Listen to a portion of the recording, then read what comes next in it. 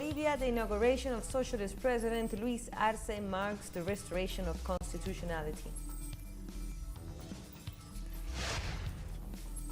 U.S. President-elect Joe Biden addressed the nation regarding his electoral victory and his administration program. And people in Senegal protest against the French president and his comments regarding caricatures of Prophet Muhammad. Hello, welcome to teleSUR. I'm Carla Gonzalez and this is from the South. Bolivia's Luis Arce has been sworn in as president, while David Choquehuanca has taken the oath as vice president in the city of La Paz. The ceremony has officially ended an almost 12-month-long U.S.-backed coup headlined by Yanin Áñez, marking the restoration of democracy. Arce served as economy minister under former President Evo Morales, who is set to return to Bolivia after living in exile in Argentina since being ousted in last year's coup. Despite our difference, we are obliged to live up to the expectations of the nation, who demand unity, peace and certainty, unity and complementarity between East and West, between countryside and the city. We are all Bolivians. We must put an end to fear in Bolivia. Debemos poner fin al miedo en Bolivia. And on the morning of his inauguration, Arce took to Twitter to thank indigenous Amauta shamans and mamatayas, or women leaders, for performing an early morning ritual, which included giving offerings to Mother Earth, asking her to bless his presidency. In Honduras, rescue work continues now that ETA has been downgraded to a tropical depression. The Permanent Contingency Commission and other organizations intensify search and rescue efforts to evacuate citizens who have been trapped on roofs and trees for more than 2 days due to flooding. Authorities also reported damage to infrastructure, including collapsed bridges and destroyed roads. The latest reports confirm that more than 30 people have died in the country. And Hurricane Eta turned through Central America, leaving death and destruction in its wake since it first rocked Nicaragua as a Category 4 hurricane. In Panama, the damage was concentrated in the province of Chiriquí, on the border with Costa Rica, where 8 people have died so far and 68 are missing, according to the latest report by the Security Ministry. On Saturday, rescue workers were also lifting the wounded from a landslide in Mambito, Panama. We're taking a short break now. Don't go away.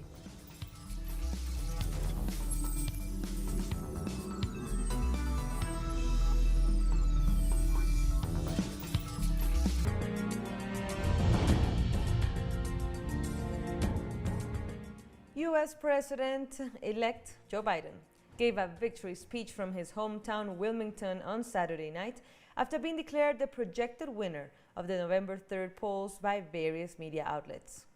Biden praised Black Americans, whom he said propelled him to victory, noting that the African American community stood up again for me.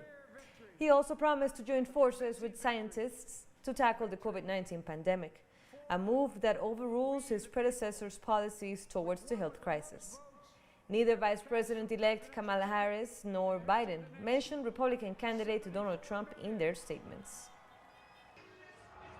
I sought this office to restore the soul of America, to rebuild the backbone of this nation, the middle class, and to make America respected around the world again. And as news emerged that Biden had won the election, crowds poured into the streets of Washington and other states in celebration. The sound of car horns filled the streets, with hundreds gathering downtown, whooping, laughing, and clapping at Black Lives Matter Plaza near the White House. Some people went onto their porches, toasting the Biden victory with champagne and tequila. New York also saw large crowds of people celebrating in the streets. Democratic supporters also erupted in jubilation outside the convention center, where votes had been counted in Philadelphia, the biggest city in Pennsylvania and the state where Biden was born. But President Donald Trump has not conceded defeat and has vowed to fight the results. His personal lawyer, Rudy Giuliani, says the Trump campaign will bring lawsuits on this topic next week. Of a situation that is extremely troubling, first of all for the state of Commonwealth of Pennsylvania, and then for a number of other states. These lawsuits will be brought starting on Monday. First of all, obviously he's not going to concede when at least 600,000 ballots are in question. It's not my job to determine if the ballots are right or not. It's their job. But with a mail-in ballot or an absentee ballot, the burden under law is on the party that's proposing it, which is why it has to be inspected. It's not my, how can I possibly tell you there's fraud or no fraud? Meanwhile, leaders from around the world commended Biden on his victory. On Twitter, Venezuela's President Nicolás Maduro congratulated the U.S. people, the President-elect and the Vice President-elect on their win. Former Brazilian President Luiz Inácio Lula da Silva tweeted, "The world breathes a sigh of relief with Biden's victory. The people of the U.S. spoke against Trumpism and everything it represents." Republican and former Florida Governor Jeb Bush sent his congratulations to Biden and stated that now was the time to heal deep wounds and that many were counting on Biden to lead the way. Also chiming in was the Vice President of Argentina, Cristina Fernández de Kirchner, who applauded Biden and Harris for becoming the first woman of color, and the first daughter of migrants to be elected to the position. And the President of Argentina, Alberto Fernández, also congratulated Biden. And the President of Cuba, Miguel Díaz-Canel, said that they had recognized that the people of the U.S. have chosen a new path and that they believe in the possibility of a bilateral, constructive and respectful relation between both countries. The President of the European Commission, Ursula von der Leyen, has also congratulated Biden and Kamala Harris, its Vice President. She stressed the EU's willingness to strengthen ties with the new administration. The European Union stands ready to intensify cooperation with the new administration and with the new US Congress. Together, we will address pressing global challenges: the corona pandemic and its economic consequences, climate change and the loss of biodiversity, the necessary rule book for the digital economy and society, global security, and the reform of the rules-based multilateral system. From the Caribbean, former CARICOM chair and Barbados Prime Minister Mia Mottley expressed optimism in future relations with the United States as she congratulated both Biden and Harris. America has spoken and the world is inspired. The people and government of Barbados warmly congratulate President-elect Joe Biden and his Vice President-elect Kamala Harris, the first woman and person of color to hold that position. I am sure that we in the Caribbean will look forward with optimism to working with the new administration to confront a number of global issues, from the awful pandemic to the climate crisis which we face, to the pursuit of racial justice. There is much work for the world to do if we are to lift up our people across the globe to fight these issues that know no boundaries but require character and leadership to defeat them. Well done, President-elect Joe Biden. Trinidad and Tobago's Prime Minister also saluted Biden and Harris on their victory. Dr. Keith Rowley said the Caribbean is filled with pride since Harris is the daughter of a Jamaican father. He added that he looks forward to strengthening economic and security ties with Washington. And Jamaican Prime Minister Andrew Holness praised the U.S. President and Vice President-elect. He said he was proud that Kamala Harris bears Jamaican heritage, adding that her victory is a monumental accomplishment for women all over the world. In addition, Holness said he looked forward to working with the Biden administration. And as congratulatory messages continue pouring from all over the world, in Iraq, a country invaded by the U.S., citizens are hopeful that President-elect Biden will bring a new chapter into a population devastated by conflict. The invasion of Iraq in 2003 brought instability which has lasted to date. Washington's justification for the invasion was to disarm Iraq, which it accused of being in possession of alleged weapons of mass destruction, a claim which has not been substantiated. The United States has a hand in the invasion of Iraq, and everything that happened after that is caused by the U.S. occupation of our country. We hope there will be a change and that they will help Iraq because we are in an economic and political crisis. We wish from all the countries, especially the U.S. with its new President Biden, to refrain from interfering in Iraq's sovereignty and trying to divide Iraq. We don't want anyone to steal Iraq's oil, and we hope for someone to protect Iraq's sovereignty. And now that he's president-elect, let's reflect on Biden's political career. It's good to be home.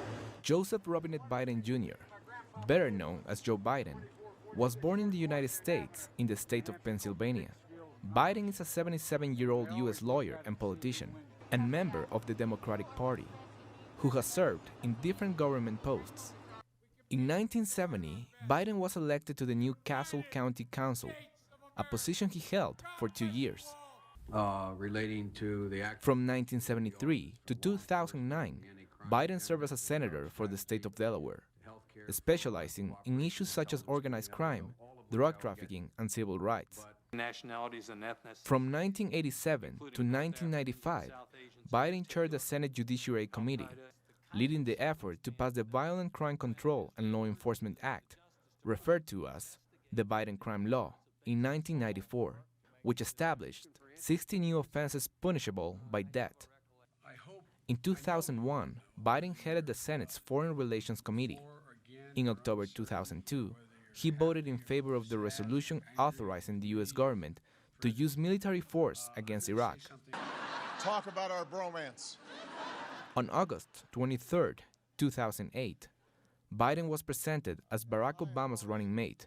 Following their victory, Biden was sworn in as Vice President of the United States on January 20, 2009, a position he held until 2017. In April 2019, Biden announced his presidential candidacy for the 2020 elections, representing the Democratic Party. In August 2020, he announced that Kamala Harris had been chosen as his running mate. We have more stories coming up. Stay with us.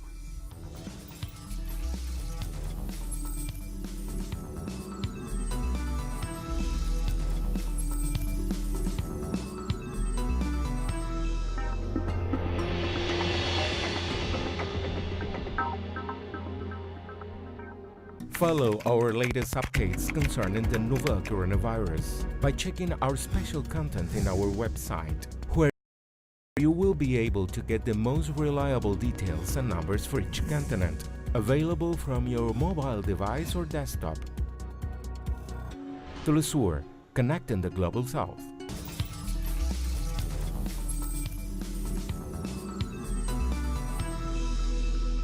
Welcome back. Let's continue with news. Thousands of people have protested in the Senegalese capital, Dakar, against French President Emmanuel Macron and his defense of the right to publish cartoons of Prophet Muhammad. The angry protesters burned French flags and pictures of Macron. They also called for a boycott of French products. Demonstrations flared up in a number of Muslim-majority countries following Macron's speech, in which he defended the right to satirize religion. The speech was delivered at the funeral of a teacher who was beheaded by a suspected Islamist after showing cartoons of Prophet Muhammad during a civics class. Strict interpretations of Islam forbid making any images of Muhammad. This is not to say that we are against France or anyone else. We just want our fellow citizens, Muslims like us, to have the right to be able to practice their religion in peace. We mustn't scare people, make them believe that it's a religion of terror, wickedness, or whatever to push them to their limits. No, that is not it. In fact, there is nothing more peaceful than Islam. On Saturday, French authorities paid tribute to 3 victims killed in a knife attack at a church in the southern city of Nice. Need we remind you here and in front of you that this terrible attack on 14 July 2016 left 86 people dead and 458 injured that day. It is France that is always the target of terrorism, but Nice has paid a heavy price. The United Nations is warning that more than 9 million people in Ethiopia's Tigray region are at risk of displacement due to the ongoing fighting between government forces and the Tigray People's Liberation Front. Prime Minister Abiy Ahmed launched the military operations in the region on Wednesday after he accused TPLF leaders of attacking a military camp and attempting to loot military assets. Experts are warning of a potential civil war that could destabilize the country of 110 million people. Meanwhile, Ethiopian lawmakers on Saturday voted to replace the Tigray regional government. According to state television, the upper house of parliament passed a motion to abolish the existing illegal regional assembly and executive. It also approved a decision to establish a caretaker administration that will govern the region until a new government is put in place. Guinea's constitutional court on Saturday declared incumbent Alpha Condé had been re-elected for a third term as president at the age of 82. With 59.5%, Condé's support was above the absolute majority needed to win in the first round.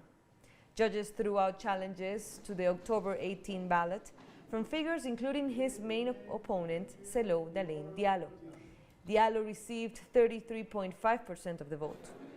Guinea's vote was held after a new constitution bypassed a two-term presidential limit and was followed by violence, which the opposition says has led to 46 deaths.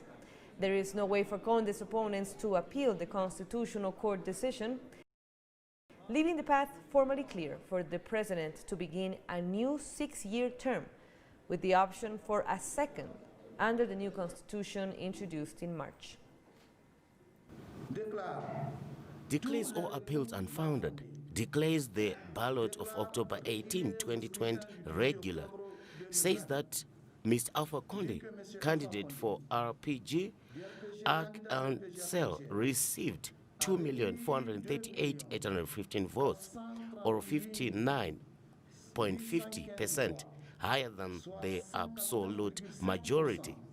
Therefore declares that Mr. Alpha Condé is elected in the first round of the presidential election of October 18, President of the Republic of Guinea. People in 4 food insecurity hotspots in parts of Burkina Faso, northeastern Nigeria, South Sudan and Yemen need help urgently to avoid sliding into famine. This was said by UN humanitarians on Friday at a press conference in Geneva. Blaming long-running conflicts and a lack of humanitarian access to communities in need, climate extremes and the economic fallout of the COVID-19 pandemic, the Food and Agriculture Organization and the World Food Programme warned that 16 additional countries also face a major food emergency or series of emergencies in the next 3 to 6 months. At-risk nations include Afghanistan, the Central African Republic, the Democratic Republic of Congo, where 22 million people are acutely food insecure, the highest number ever registered for a single country. Among the 20 hotspots that I just mentioned, there are 4 where we are concerned that they may be facing an elevated risk of famine if the situation would further deteriorate over the coming months. And these are Burkina Faso in the Sahel region, northeastern Nigeria, South Sudan, and Yemen. Burkina Faso, we know that there is insurgents in the northern part of the country.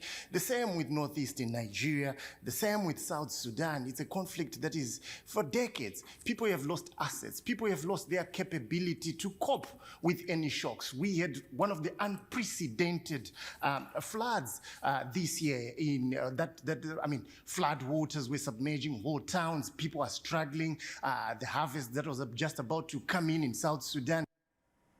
The rollout of 5G networks is nowhere near complete, but China is already looking ahead to what comes next. The Asian power this week successfully launched the world's first 6G satellite into space to test the technology. The experimental satellite containing 6th-generation telecommunications technology was launched into Earth's orbit from the Taiyuan Satellite Launch Center in China's northern Shaanxi province on Friday. The satellite was ferried to space along with 12 other satellites on board a Long March 6 carrier rocket. The cutting-edge satellite is named after the University of Electronic Science and Technology of China and will be used to verify the performance of the 6G frequency band in space. And with that story, we end our news brief. But you can find all of our stories by checking our website, telesurenglish.net. And be sure to follow us on social media. For TeleSUR English, I'm Carla Gonzalez. Until next time.